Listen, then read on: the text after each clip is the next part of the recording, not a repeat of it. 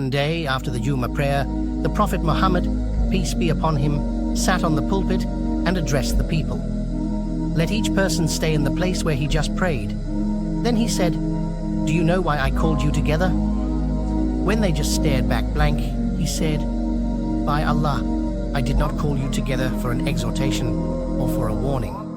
I have called you together because Tamim al-Dari was a Christian, and he came and swore allegiance and became Muslim, and told me something which agrees with what I was telling you about the Dajjal. He told me that he sailed in a ship with 30 men of Lakm and Judham, and they were tossed by the waves of the sea for a month until they came to an island at sunset.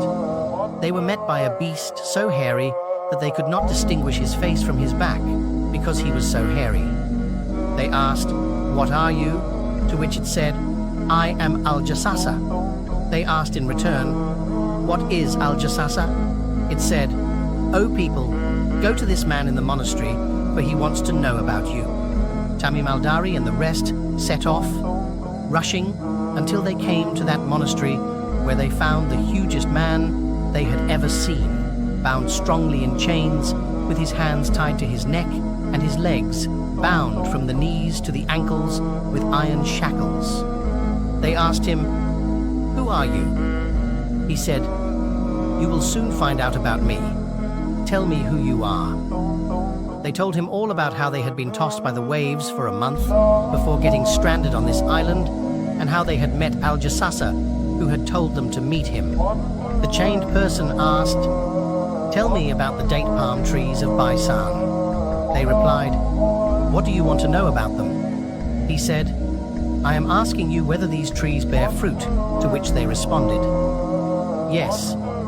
He then said, 'Soon they will not bear fruit.' After a pause, he again asked, 'Tell me about the lake of Tabariya.' The people asked, 'What do you want to know about it?' He said, 'Is there water in it?' And they replied, 'There is a great deal of water in it.' He then said, 'Soon it will dry up.'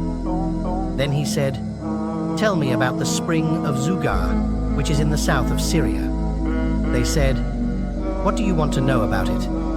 He continued, 'Is there water in the spring, and do the people grow crops with the water of the spring?' To which the people responded in the affirmative.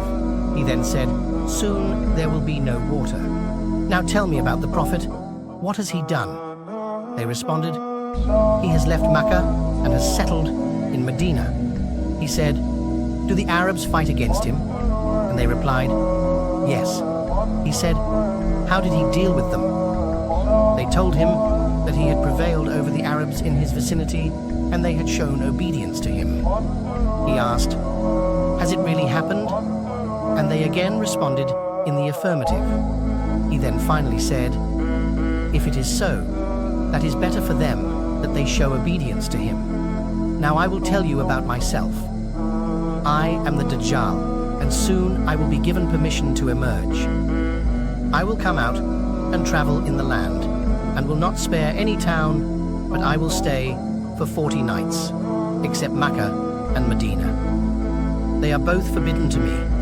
Every time I try to enter one of them, I will be met by an angel with a sword in his hand, who will bar my way, and on every route there will be angels guarding it. Brothers and sisters, the only way to seek refuge from the Dajjal is by memorizing the first 10 verses of the Surah Kahf, or living in either Mecca or Medina. If you like this video, please like it and subscribe to this channel. May Allah make it easy for all of us in this life and the hereafter. Ameen.